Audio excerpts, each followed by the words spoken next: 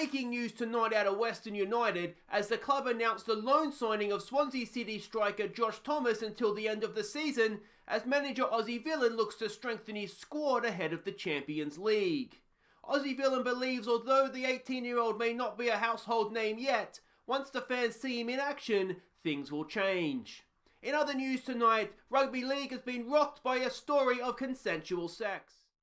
Hi guys, I'm Aussie Villain. Welcome to episode 12 of Western FC, and today we have a Champions League playoff qualifier against a Japanese team, and then we're going to play the Brisbane Roar on a top of the table A-League clash as well. But as you've just heard, we have a new loan signing, Josh Thomas, on loan from Swansea. £950 a week we're paying him, an absolute pittance, and I think we've got a really good player here, basically. He's a natural pressing forward, which is perfect. I actually think we've accidentally signed a better player than Ben Follow Me here.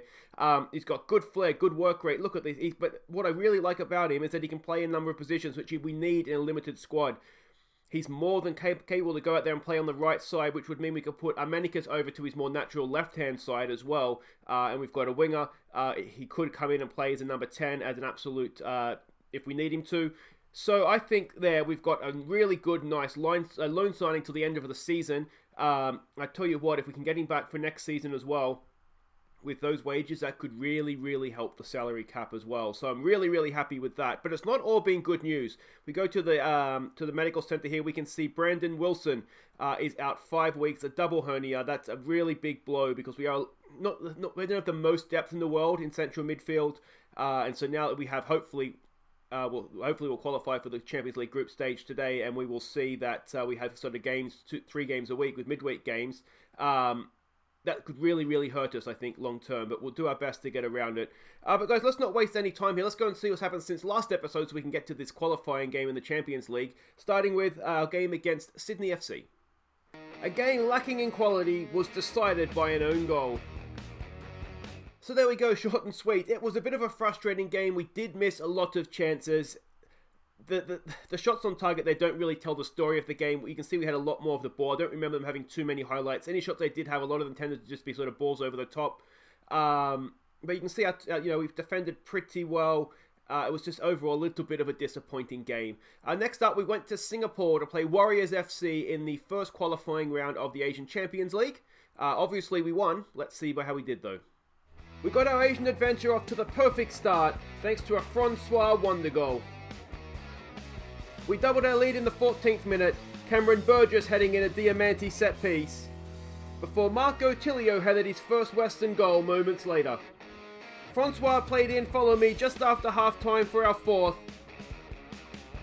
before youngster Reece Gardner got his first goal for the club with 20 minutes to go.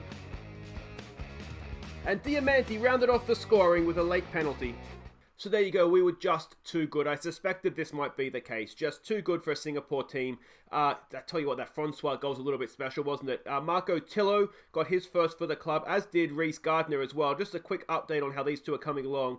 I think Marco Tillo, he's probably ready for a proper contract, the senior contract for next season. It's just whether we can fit him in another salary cap, because right now we don't have to, though. When's his contract up? Because he can obviously have a youth contract for so long. So we've got him for a couple of years yet on a youth contract. So we'll probably leave him on that as long as we can, but I do think it's maybe time to give him a big boy contract. And the other goal scorer there for the first time was Reece Gardner, who we signed. We signed him, didn't he? He didn't come through the academy. But yeah, he's done okay. He was doing well in the under-20, or the youth team, whatever it is, which is why we gave him a game here off the bench. And he did well. So job done there. The final game to catch you up on is a game against high-flying Central Coast Mariners. Now, they've never beaten us. How'd we do this time? We fell behind early from a corner, but Tilio crossed early in the second half for Gardner to get his second goal for the club and draw us level. However, we fell to late defeat when Curto failed to leave his goal line. So there we go, our record against the Mariners falls. We did field a very much weakened, rotated team. Reece Gardner got his second goal in 2 games, which was nice. But otherwise, it was a rotated team. I very much favoured the upcoming game here against our Japanese friends. And I tell you what, unfortunately for us, Daniel Da Silva is coming to us next year. Absolutely put us to the sword. He was brilliant in this game. So something to look forward to there, perhaps. Now we have a quick look at what all of this means for the league table. we're still right there. We're there or thereabouts. We're only 5 points off the Brisbane Roar, who are top. Now, obviously, we play the Brisbane Roar this episode, so that's going to be a huge game after this qualifier we have coming up here. And Central Coast, as I said, they're high-flying this year. I don't know what's happened to... they've gone sort of from bottom to top, so I mean, good luck to them, really. But there we go. So let's have a look at what we're doing here against the Japanese team. There's actually Urawa Red Diamonds, I've figured out from previous games. We are not the favourites for this one. They are a big club, but unfortunately for us, because the Japanese league doesn't exist in the game, we know absolutely nothing about them or the way they're going to play. So we're going into this very, very blind. This is a team that we're sending out to hopefully get the job done. It is, as things stand right now, I believe, our strongest team. So it's Koto in goal, it's Brown, Jonathan, Wright, and Risdon as the back four. Pasquale and Pennington in midfield. Armenicus, Vidicic, and Maega make up the midfield trio in behind Ben Falamy. We obviously don't have Thomas registered for this one. Obviously, Wilson is also injured. You can see the bench we have there. Diamanti had a bit of an injury. He's just coming back. If he's there, if we need him. We're at home. We did manage to get a home tie, which is something. We're going for them a little bit more than maybe we should. Let's find out how we do. So there we go. They are playing a 5-3-2, I guess you'd call that now, against two strikers. I usually like to play the narrow diamond. We're going to have to try and get overlaps here, aren't we, to see how that goes. I mean, it really is not great having to go into this blind. Courage and give them a morale boost. We're not the favourites. We should be winning this one comfortably. If we play our game, we'll win. It's over to you. We weren't the favourites. Why is everything, all my team talks here saying we're the favourites? Let's give the fans a performance. What does the assistant say? Give them a morale boost. I just said that, didn't I? Can you tell I'm nervous ahead of this one? If you play your game, you win. You're very capable of that. All right, let's take some pressure off. Let's try that. Let's go with a little bit of passion, though. Try and fire him up just ever so slightly. And, yeah, let's get out there. Yeah, let's get out there. Let's see how we do here.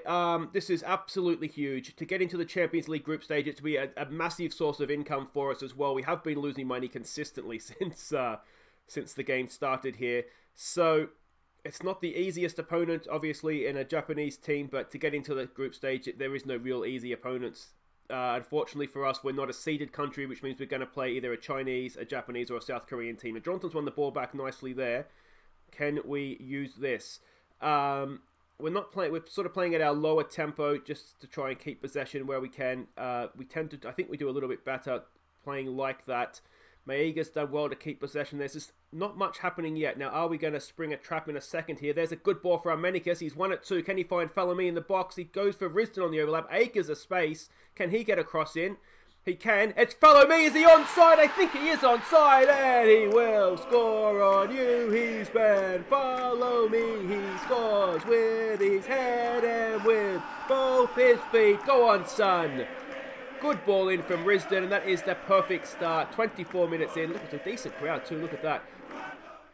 Good movement off the ball. Good finish. Got in between the three centre-backs and stuck it away expertly. That's what we like to see from your son. How close was this to offside? Oh, I tell you what. That is... Maybe this guy was the guy playing him on. That looked very, very close though, didn't it? Let's demand a little bit more of that, please, boys. I didn't check to see what happens. I'm assuming there'd be extra time and penalties. It's not going to be an away goal situation over one leg. That would be really, really strange, wouldn't it? There's a ball over the top. Kurto's there. Of course, Federici would have stayed on his line, but the good thing with Kurto is that he does come off his line, which is why we have him back in the team. Risdon there for Armenicus. What's he got for us here? Armenicus. It's a decent ball across field. He's got Maega. Can Maega finish? He's got him behind Maega. He just is not finishing chances this season, unfortunately for us. That would have been a massive goal. If we could have got the 2-0, here we go. We should bring that down. Keep possession. He does nicely out there to Corey Brown. I don't want to jinx it, but we are looking okay on the ball here, aren't we? Oh, Jesus. I shouldn't have said that. Why did I say that? We're looking horrible on the ball. Back to Kurto for Corey Brown. Maega goes to make a run. Stops. Goes again. Can he find Falamy in the box? He's going to stay onside, mate. Stay onside. He takes going to the shoulder of the last man to the absolute ridiculous degrees, doesn't he? Here we go with Corey Brown. He's beaten his man nicely there. He goes edge of the area for, well, not really edge of the area. Pasquale in for Pennington. Back out for Brown. Can we get a penetrating ball in here? There's a decent cross in. It's headed away. Vidicic is there. It's away. Maega. How did you not score that? His finishing is... I mean, That's last one there. The keeper's sitting on the floor. You have to score that, mate. What do we... Okay, it's going to be an assertive guard against complacency. Don't think the job is done here, boys. We are looking... It's one of these. We're looking quite comfortable, but it's 1-0. And that's not comfortable in any means, is it? All right, we'll just tell the centre-backs we need a little bit more from them as well. 6-7, I'm never really happy with a 6. 6-8 I can tolerate. 6-7 and below, I always feel like, nah, you're not doing enough, boys. You're not doing enough. All right. I don't see a need to change too much. They haven't had a shot yet, so... Yeah, I really don't think we need to change too much. Can follow me close that down? He can't. I did see that all our players looking anxious. I tell you what, Amanicus has read that like a book. He's intercepted it. But look at the men pouring forward. Can we pick someone out? Risdon. There it is. It's back post. It's headed away. Amanicus is there. Amanicus brings it down, and Amanicus sticks it away. It's 2-0. What a goal from Amanicus. And it is... what a start to the second half. 2 minutes in. And that is wonderful stuff. We'll tell them to concentrate. We don't want to go and let them back into this game. But at 2-0, is it group stage? Here we come. It's not the best defensive header. Felony put good pressure on him. He didn't really have much choice. Goalkeeper possibly should have done a little bit better there. But Armanicus sticks it away for his third of the year. And don't do this to me, boys. Don't do this to me. Kurto, we might need you here, mate. Fuji towards goal, and it's past the post. They're coming out. They're going more attacking. This is where I sometimes freeze and don't know exactly what to do. While things are going well, I'm okay. But when they start attacking, I don't like sitting back, and I don't necessarily know how to set a team up to sort of close a game out unless you're absolutely like shutting it down and parking the bus kind of thing. And obviously we don't want to do that. Bailey Wright, there it is there for Armanicus. Nice little ball for Vidicic there, first time as well. Good movement to continue his run forward. Armanicus, can he double his tally? No, he can't. It's a decent effort though. Good football by Armanicus and Vidicic there. Now, can we do something from the corner? We've got Bailey Wright and Jonathan up there. It goes back post. It's there. Oh, Armanicus. He's onside as well. Fellamy's one. No, someone was offside. Armanicus was offside. I tell you what, I thought he must have been very close to being behind the ball when Fellamy headed it, wouldn't he? He would have had to have been very, very close. Let's praise them. Pasquale is looking tied. He's a deep line playmaker. Let's bring Connor Chapman on for him. I'm trying to train him to play a little bit. You can see right now he can't play in sort of traditional midfield. I am trying to retrain him in the role because there's nothing about his game that suggests he can't do it. Maega's having a poor game, isn't he? Let's just keep him out there. Let's concentrate, boys. We're just about there. We're just about there. A third goal now does definitely seal us a spot, though, doesn't it? Oh, what's happened? It's a penalty. He's given a penalty. It's a handball. Maega's going to take it. Now, he can't hit a barn door. Can he hit a penalty, though? Come on, son. Come on. Come on. There it is, boys. It's 3-0, and we are into the Champions League group stages at our first attempt. The club's barely a season old, and we're in the Champions League group stage. Well done, everybody. What a performance from the team. 3-0, comfortable against a massive, not just Japanese club, but Asian club. That is as comfortable as you like. Really, really good performance. We've scored 9 goals in 2 Champions League games as well. We've got to not let that performance go to your head, boys, but that was really, really good. So there we go. Quality of possession proves the difference. We win the qualifying playoff, the Eastern playoff there. Armanicus had a really good game there, didn't he? He was quite brilliant. Well done to you, sir. And guys, wait right there. We have a Champions League group stage draw, and then we have the Brisbane Roar.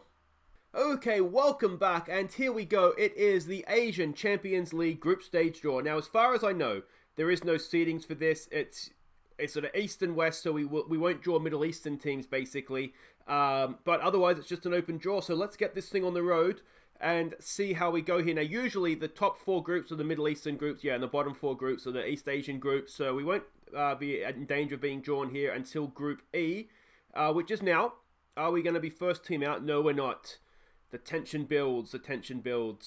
I don't really know what isn't or isn't a good group. I'd imagine a Thai club would be a decent team to get. You'd probably like to avoid the Chinese clubs, given the money that I think is still in Chinese football. Certainly the contracts are still there, aren't they? So there's only really one group now that you can't get a Chinese team in, and that's this Thai group. So is that going to be us? No. Jeju going there. That's looking a group to be in, isn't it? We'll have to wait and see there. Here we go again. We're up. It's Murtong. It is. We can't get Brisbane Roar carry a Philippines team. How did they get into the group stage? I tell you what, Brisbane's got a decent group. There is no option without a Chinese club. How did a Philippine team get themselves into the Champions League group stage? So which group do we want here? I don't even know. Maybe this one if we get a choice. There's 2 Australian teams left. It is. So we've got SIPG. Now they're a big team, aren't they? Shanghai SIPG. But otherwise, that could be a lot worse, I think. A Thai club with William Enrique. I recognise that name. Where do I know that name from? No big names there that I recognise. There are some talented Thai players, though, so that could be maybe a little bit more difficult than it looks. The South Korean team, again, I love that name, Wagarino. There's a name for you. Look at that. He looks as confused by his name as I am trying to say it. There we go. There's no names there I recognise. I mean, again, there's some good South Korean players, so you never know. And SIPG, now they Hulk, there we go, and Nalkovic, so they do have some big names, don't they? And this fullback of the Croatian guy that I will never be able to pronounce, but there we go. So not the easiest group, but certainly not the worst. Guys, wait right there. It is time for the Brisbane Roar top of the table clash. And here we go. It is the not quite top of the table because we're set third, not second, but it really is a must-not-lose game, this one. If they were to win, go 8 points clear, then it would start to get a little bit difficult to finish top, wouldn't it? I think it's what it'll be a 28, 29 game season this season with or 33. Who knows how many games it is? I don't even know. Anyway, Brisbane Roar, we are away from home. We're not the favourites. They are a Robbie Fowler coached team. That's right, the God himself. They are an attacking, direct playing style. And have a look at what we're expecting here. We're expecting them to come out in sort of a deeper, more defensive 4-3-3. You can see that they like to push a little high up the pitch. There's their passing networks and, of course, their key passes. They do like a direct pass, don't they? So that bearing in mind, this is the team that we are sending out. There's a few changes from the Champions League game, but not too many. It's Koto in goal. It's Brown, Jonathan, Wright, and Risden as the back four. Chapman comes in to play with Pennington in midfield. It's a first look at Josh Thomas on the right wing with Vidicic and Armanicus over to the left. Follow Me continues up top. We have dropped Maega for this one. He's not on the bench. I've gone with Diamanti just in case we need sort of that little bit of that X factor that he brings. So there we go. Everybody is playing as expected. So that's good. That's what we like to see. What do we want to do here? Pick up where they left off. Okay, I can get on board with that. We were quite good, weren't we, in that Champions League game. Now, the Brisbane Roar, they did qualify as well. They won 3-0 again against the Japanese team. Now, we did have a little bit of a heart attack moment in between games there. A Chinese team came in with a bid for Josh Risden. Luckily, we were able to reject it and he wasn't too upset about it. So we've got away with that. I would have considered it a lot more, to be honest, if we weren't in the Champions League. As we do have that young right back, Piraris, whatever his name is, coming through. But having just made the Champions League, we're going to need 2 players for each position. So we were never going to accept it unless it was something where he was going to kick off and maybe we didn't really have a choice. That's a decent header away there by Bailey Wright. Danger is still there though. Got a little too much space there for O'Shea and it's rattled the crossbar. Decent effort from the Brisbane Roar player there, wasn't it?